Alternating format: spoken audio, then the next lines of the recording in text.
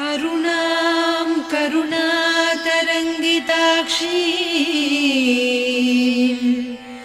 धृतपाशाङ्कुश पुष्पबाणचापाम् अणिमादिभिरावृतां मयूखैः अहमित्येव विभावये Bhavani.